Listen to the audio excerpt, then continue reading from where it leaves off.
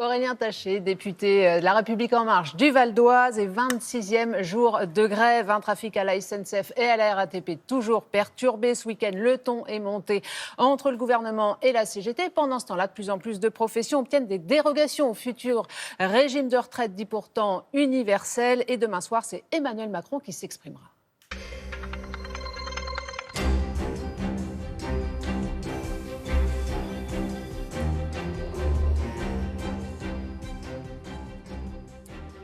Bonjour Aurélien Taché. Bonjour. Le ton est monté ce week-end entre Jean-Baptiste Djebbari, notamment secrétaire d'État au transport, et Philippe Martinez, le secrétaire général de la CGT. Est-ce que c'est un changement de stratégie dans ce conflit ? Non, je ne crois pas. Je pense que de toute façon, du côté de la CGT, les choses sont claires depuis le départ. Il y a un rejet en bloc de la réforme et même de la politique menée par ce gouvernement. Et Jean-Baptiste Djebbari, dans son rôle, quand il évoque des situations qu'il juge anormales, de blocage, d'intimidation, ce n'est pas ça le mouvement social. Il faut pouvoir le poursuivre sous des formes correctes. Le gouvernement a donné quand même le sentiment de miser sur l'essoufflement du mouvement pendant les fêtes. Or, les trains et la circulation, notamment dans les transports en commun, est toujours difficile. Est-ce qu'il se trompe de stratégie ou pas, le gouvernement ? Non, mais moi, je crois que la priorité aujourd'hui, l'urgence, c'est vraiment de rétablir la confiance.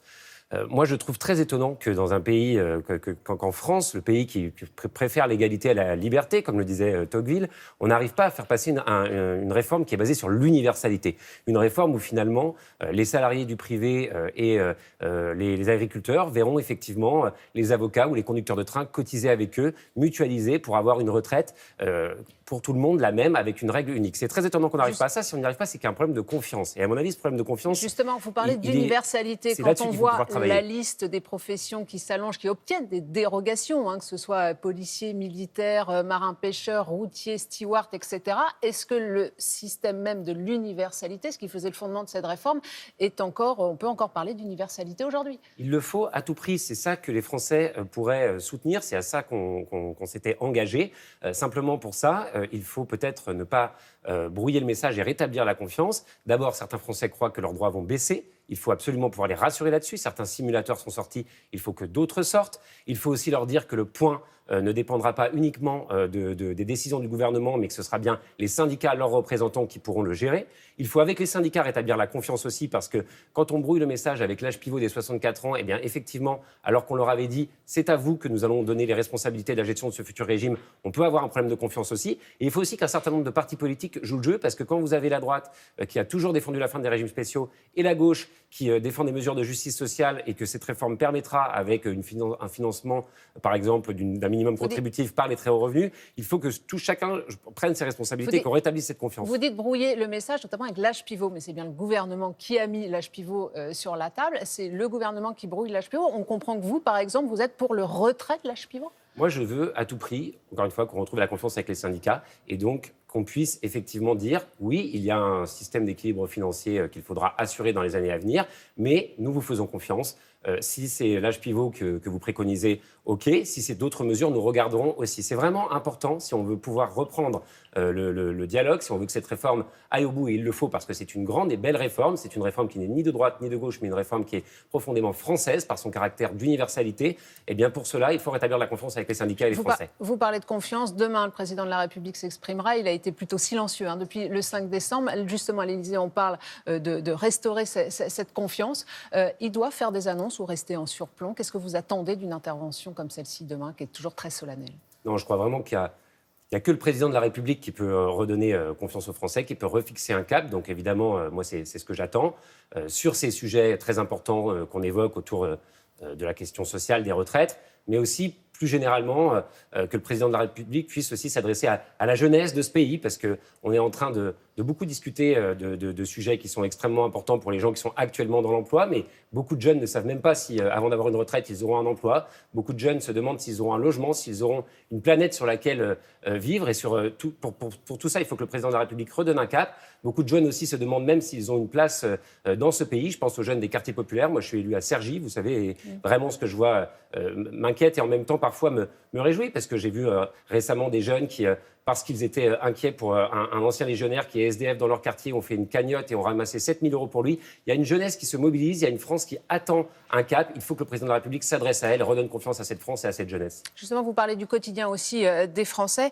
La semaine dernière, vous avez par exemple obtenu gain de cause sur le report, en tous les cas, de l'entrée en vigueur de la réforme des APL. Il y a un autre sujet explosif, c'est celui du livret A et du taux qui concerne des millions de Français. Il devrait passer de 0,75 à 0,50% au 1er février. C'est un taux historiquement bas. Tout ça, c'est le quotidien des Français. Est-ce que là, vous êtes entendu par le gouvernement en disant qu'il ne faut pas baisser le taux du livret A? D'abord, sur les APL, effectivement, je suis heureux que la réforme puisse être reportée. Moi, je suis président du Conseil national de l'habitat et je crois en cette réforme. Mais je pense que là aussi, il faut que les Français sachent exactement ce qui va se passer, qu'ils puissent avoir confiance. Et là, on manquait d'éléments précis. Moi, j'en avais demandé. Donc, la réforme est reportée, c'est très bien.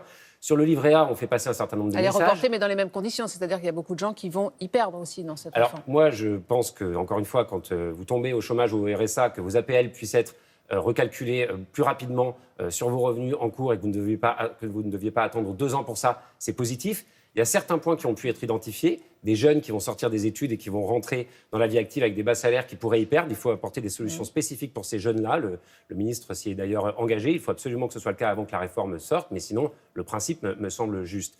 Sur la question du livret A, on a un certain nombre de parlementaires effectivement à se mobiliser, mon collègue Jacques Savatier, d'autres, parce qu'on considère que oui, c'est un produit là aussi qui rassure les Français, dans lequel ils ont confiance. Et effectivement, cette baisse pourrait être néfaste pour leur pouvoir d'achat, et elle pourrait aussi être néfaste, je parlais de logement à l'instant, c'est un sujet qui me tient à cœur, pour le financement du logement social à long terme, puisque vous savez que le produit de ce livret A sert à financer le logement social. Donc effectivement, cette baisse pourrait être inquiétante. Moi, je pense plutôt qu'il faudrait une légère augmentation. Il faut donner des signes aujourd'hui dans le niveau social pour les Français. Oui, et augmenter le taux de ce livret A et le stabiliser sur plusieurs années, ce serait là aussi rétablir la confiance des Français dans leur épargne et aussi pour les investisseurs dans le financement du logement social. Donc j'espère que nous pourrons être entendus avec mes collègues qui nous mobilisons sur cette question. Oui. Tous ces sujets, ça divise dans la majorité aujourd'hui. Quand le projet de loi sur les retraites va arriver à l'Assemblée, ça peut vraiment causer des fractures au sein de la majorité.